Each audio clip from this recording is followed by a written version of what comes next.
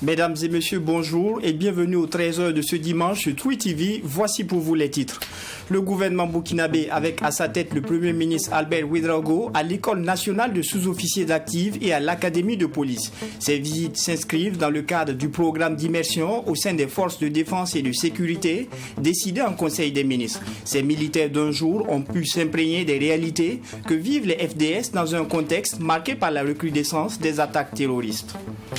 Le projet de loi du 30 mai 2022 portant réhabilitation du gouvernement à prendre des mesures dans le cadre des suggestions liées aux nécessités de la défense nationale dérange l'OPM, l'organisation professionnelle des médias. Cette organisation crie déjà à l'atteinte à la liberté d'expression et de presse. Et puis, au Mali, des centaines de personnes ont arpenté les rues de Bamako le 3 juin dernier au cours d'une marche. Un seul objectif au cours de cette marche, mettre fin aux violences faites aux femmes dans ce pays. Voici pour le sommaire de ce journal. Bienvenue une fois de plus. Avant le développement de ces titres, l'on se rend à Accra en République du Ghana où le Premier ministre Albert Ouedraogo a participé ce samedi 4 juin à la session extraordinaire de la conférence des chefs d'État et de gouvernement de l'Union économique et monétaire ouest-africaine UEMOA. C'est un satisfecit à l'issue de ce sommet pour le Burkina Faso qui a pu présenter la réalité du pays en ce qui concerne sa sécurité, son économie et la question humanitaire. Je vous propose de suivre cet extrait du chef du gouvernement Albert Ouedraogo. Nous sommes satisfaits parce que l'occasion nous a été donnée de présenter la situation sécuritaire et économique au Burkina Faso.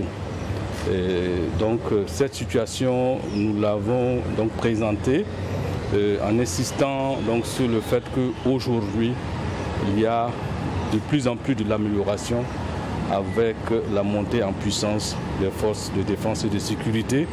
Même si en représailles donc à cette montée en puissance là, compte tenu des revers donc, qui sont subis par les groupes terroristes, il y a justement donc des attaques contre les populations civiles. Au niveau économique, bien sûr, nous avons fait la situation en insistant sur le fait que nous subissons aujourd'hui les effets donc, de la crise sécuritaire interne. Compte tenu de l'insuffisance de la production agricole, compte tenu du fait qu'il y a des zones dans lesquelles la production agricole est devenue difficile, mais également au regard aussi du contexte international, la crise russo-ukrainienne, donc, qui a entraîné donc, une poussée inflationniste au niveau du Burkina. Il faut dire qu'au niveau de la CEDEAO, il n'y a pas eu de décision majeure qui a été prise. C'est vrai que l'ordre du jour du sommet de la CEDEAO portait sur les pays donc, en transition, c'est-à-dire le Burkina Faso, le Mali et la Guinée, mais aucune décision majeure n'a été prise. Et rendez-vous a été donné donc, au chef d'État le 3 juillet pour trancher sur les questions relatives à ces pays-là.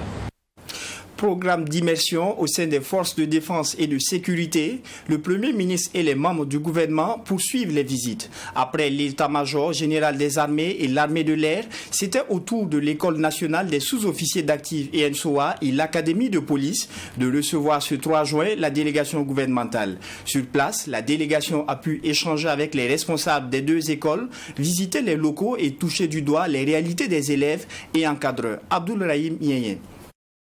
Tous vêtus de la tenue militaire terre du Burkina, le Premier ministre et des membres de son gouvernement sont allés vivre les réalités du terrain des encadreurs et élèves de l'École nationale des sous-officiers d'actifs ENSOA et ceux de l'Académie de police. À l'ENSOA, la délégation a échangé avec les responsables de ce centre chargé d'assurer la formation initiale des forces armées nationales, chose qui a permis de connaître les réalités de cette école créée en 2005. C'est la première fois que l'École nationale de sous-officiers d'actifs reçoit une visite d'une haute autorité de ce niveau.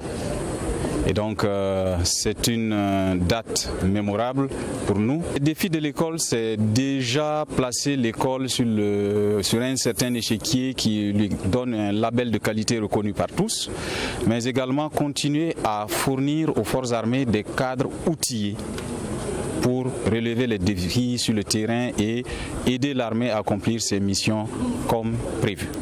Le Premier ministre s'est dit séduit par l'engagement des stagiaires et des encadreurs de ces centres de formation. Il leur a traduit ses encouragements et l'engagement du gouvernement de la transition à répondre à leurs préoccupations. Au-delà donc des beaux bâtiments qu'on voit, il y a beaucoup de problèmes que ça cache et nous avons pris conscience donc de ces difficultés-là et bien sûr des instructions ont été données séance tenante de résoudre certaines difficultés, notamment la question de la restauration. Les autres problèmes vont être examinés donc par le gouvernement afin de trouver des solutions. Notons que ces visites s'inscrivent dans le cadre du programme d'immersion au sein des forces de défense et de sécurité débuté le 19 mai dernier.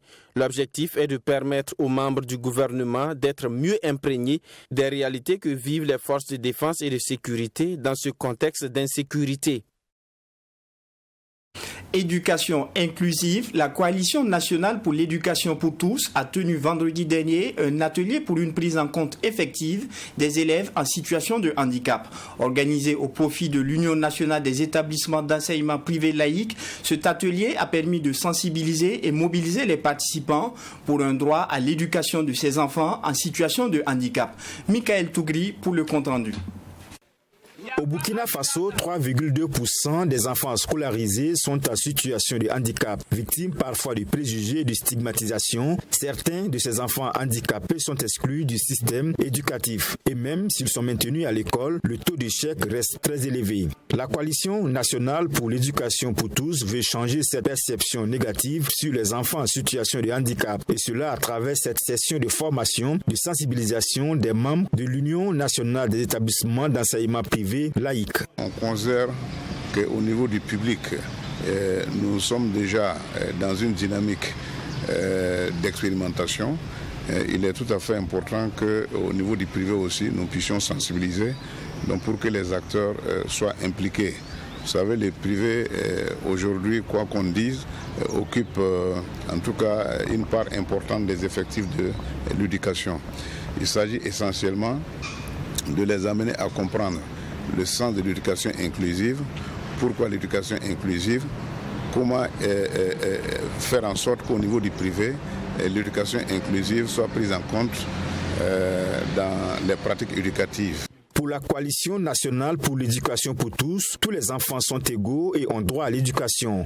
À travers cette rencontre, il sera question de partager avec ces acteurs de l'éducation dans le privé des connaissances sur l'éducation et les politiques éducatives. Il s'agira surtout de mobiliser ces promoteurs d'établissements d'enseignement privé laïque pour la promotion de l'éducation inclusive et des droits des personnes en situation de handicap. J'ai interpellé qu'il y a des établissements privés qui n'acceptaient pas vraiment recevoir les enfants handicapés.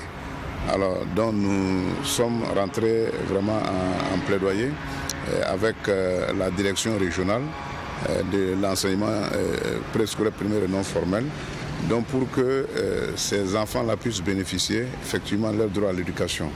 Alors, donc si cela est arrivé, c'est parce qu'on a compris qu'au niveau des promoteurs du privé, des enseignants, il manquait d'informations sur la portée réelle de l'éducation inclusive.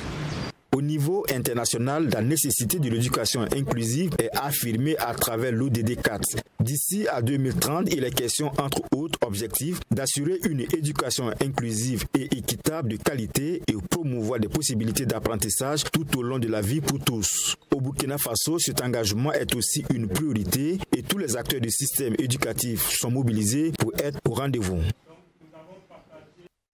Les rideaux sont tombés sur la première édition de la rencontre des patrons burkinabés avec la cérémonie de clôture qui est intervenue vendredi dernier. Au cours des 2 jours de travaux, les différents participants ont énuméré les problèmes qui minent le secteur de l'entrepreneuriat dans la sous-région. Il ressort que le manque de financement est l'obstacle majeur pour les jeunes qui veulent l'entreprendre. Au sortir des travaux, les participants ont formulé des recommandations qui prennent en compte les questions de fiscalité ainsi que la transformation des produits locaux.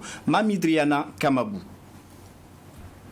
Après 2 jours de partage d'expériences, de réflexions et d'échanges d'idées entre patrons d'entreprise et la jeunesse, la rencontre des patrons burkinabés a refermé ses portes. La question du taux d'intérêt qu'exigent les différentes banques aux clients, la problématique du financement des petites et moyennes entreprises et la question de la bourse régionale sont entre autres les sujets qui ont été abordés par les participants. Les étudiants ont aussi soumis leurs préoccupations relatives au manque de financement dans leurs travaux de recherche. Les responsables de banques présents à cette rencontre ont par la suite éclairé les participants sur ces questions. Les panels ont permis donc à ces jeunes étudiants-là d'apprendre beaucoup de choses. Les panels ont permis aux hommes d'affaires aussi d'exposer les problèmes que le monde économique, le monde des affaires rencontre au Burkina Faso et de ressortir de là avec des recommandations et des résolutions. Des recommandations qui prennent en compte la question de fiscalité et la transformation des produits locaux. Nous avons aussi demandé qu'on puisse faire des facilitations sur le plan fiscal aux structures qui font de la production et qui transforment les produits locaux.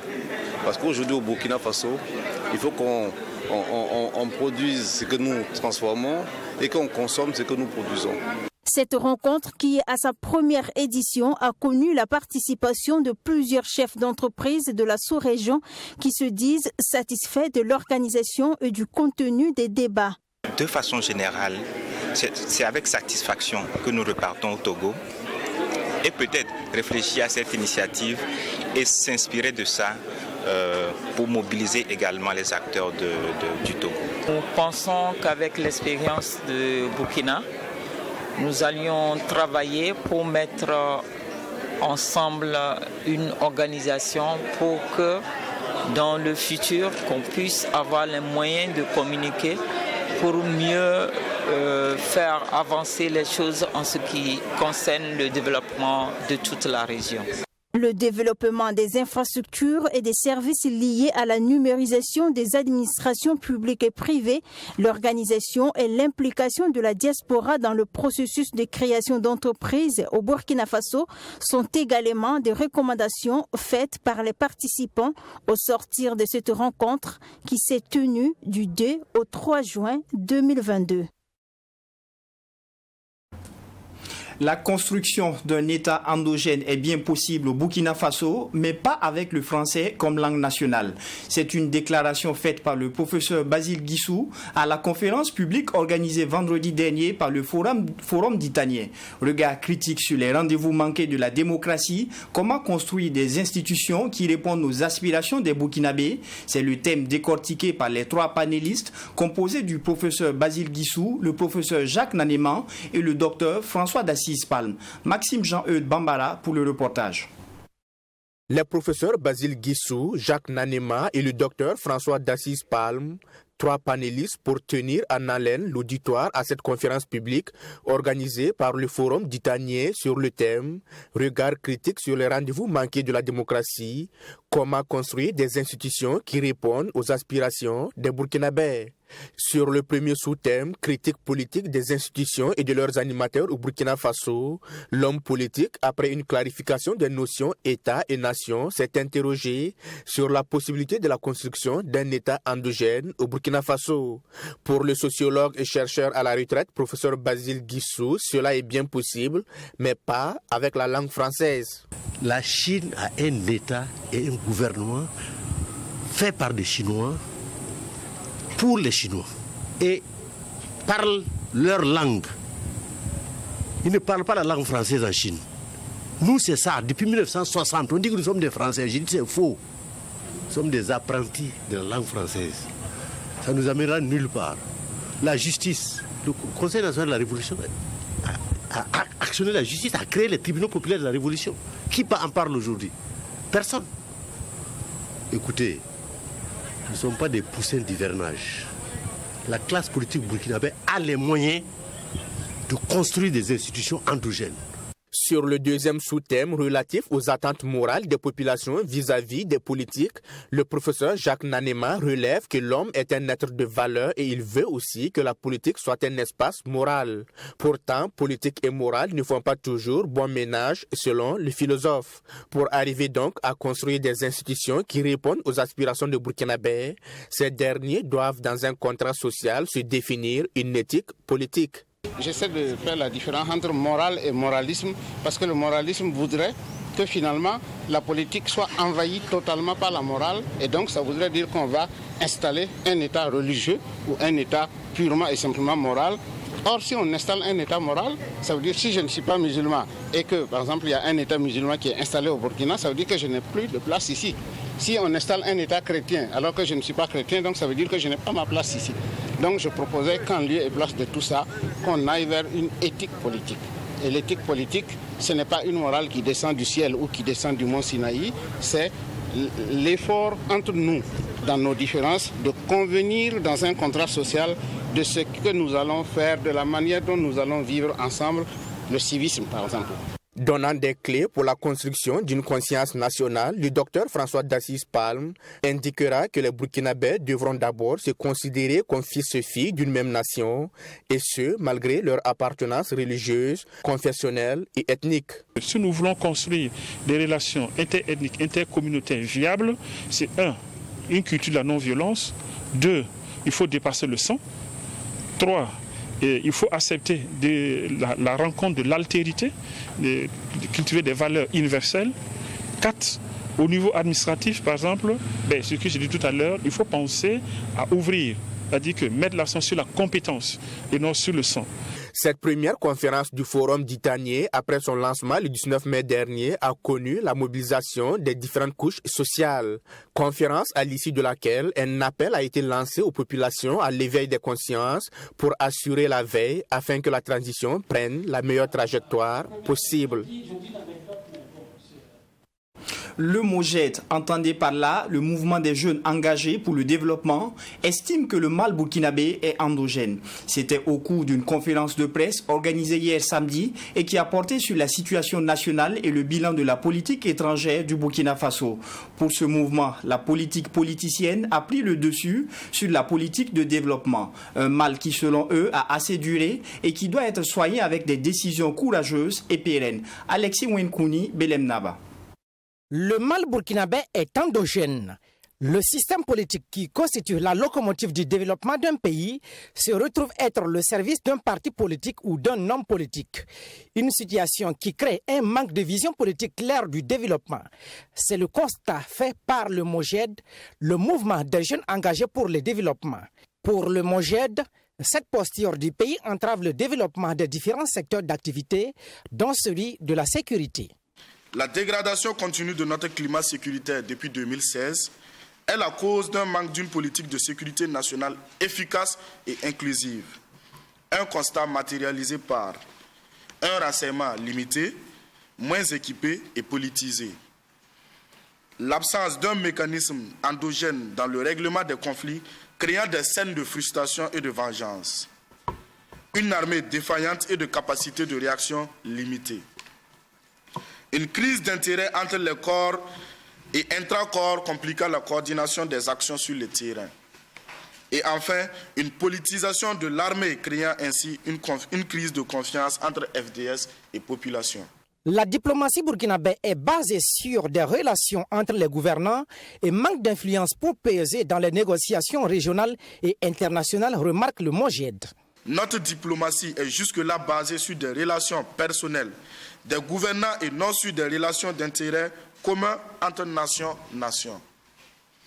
Une démarche qui a conduit à des signatures de partenariats non gagnant-gagnant, à des traités d'amitié superficiels et mal négociés et à des conventions mal ratifiées. Comme conséquence diplomatique sur le plan économique, On assiste au pillage organisé de nos ressources naturelles par les multinationales étrangères, une monopolisation de nos secteurs économiques par nos amis actuels. Après le diagnostic des difficultés, le MOJED propose une thérapie au président du Faso, opérer des décisions courageuses et pérennes afin que l'espoir suscité par les événements du 24 janvier 2022 ne soit pas vain. Travailler courageusement à réconcilier les frères d'armes autour d'un même idéal qui est la protection et la défense du territoire national, tout en résolvant les conflits d'intérêts et les injustices qui les opposent. Trouver d'urgence de nouveaux partenaires pour assister nos FDS dans la lutte contre le terrorisme, tels que le Mali, la Russie, la Corée du Nord, l'Iran, la Turquie, le Rwanda. À cette conférence de presse, tous les secteurs de la vie sociopolitique du Burkina Faso ont été passés au peigne fin. Du secteur de l'éducation à celui de la sécurité en passant par l'économie et la diplomatie, tous ces aspects ont été abordés. Plusieurs propositions jugées thérapeutiques par le mouvement des jeunes engagés pour le développement ont été également faites. L'Organisation professionnelle des médias OPM émet des inquiétudes sur le contenu du projet de loi du 30 mai 2022 portant habilitation du gouvernement à prendre des mesures dans le cadre des suggestions liées aux nécessités de la défense nationale. À travers une conférence de presse, l'OPM s'est opposé à cette loi qui doit être adoptée demain lundi 6 juin par l'Assemblée législative de transition. Le point avec Salimatou Zongo avec la voix de Cheikh Omar Ouedraogo.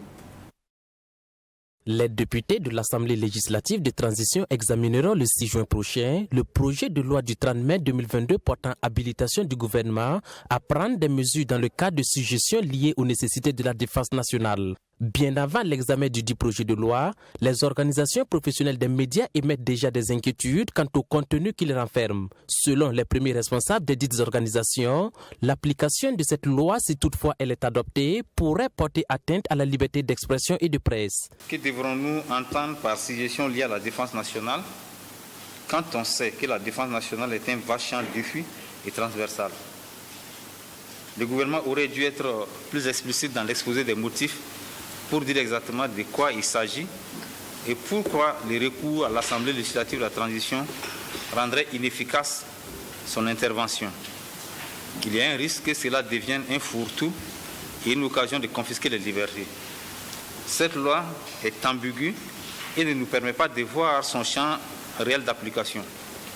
Son caractère sommaire laisse voir des intentions cachées. Au regard des ambiguïtés que ce projet de loi suscite, les organisations professionnelles des médias s'opposent tout naturellement à cette disposition juridique. Pour les organisations, cela constitue une loi de trop sans réelle nécessité. Le motif tel que avancé par le gouvernement pour introduire ce projet de loi à l'ALT ne convainc pas les défenseurs des hommes des médias qui estiment que le gouvernement ne peut pas renforcer l'État à travers des mesures dites d'exception. Nous ne voyons donc pas quel problème l'adoption de cette loi pourrait résoudre et que les lois actuelles ne peuvent pas régler. Quel type de mesures le gouvernement sera amené à prendre qu'il n'a pas déjà pris dans le cadre de l'état d'urgence? Pour nous, cette loi n'a pas de plus-value et constitue un danger pour l'état de droit et la démocratie quand on connaît les sacrifices consentis par de nombreux filles et fils de notre peuple pour la sauvegarde des libertés démocratiques et de l'état de droit. Au regard de tout cela, Gezuma Sanogo et ses camarades disent ne pas cautionner une loi dont la finalité est sombre. Ils invitent par ailleurs les parlementaires soucieux de l'état de droit à se démarquer de ce projet de loi qu'ils jugent liberticide. De tout ce qui précède, nous sommes au regret de vous annoncer que nous ne pouvons pas nous associer ni donner caution à une loi dont la finalité est de substituer l'état de droit par l'état d'exception, toute chose qui anéantira la liberté d'expression et de la presse. Aussi, nous attendons de tout parlementaire soucieux de l'état de droit de rejeter purement ce projet de loi et de se démarquer de toute tentative liberticide remettant en cause les acquis démocratiques.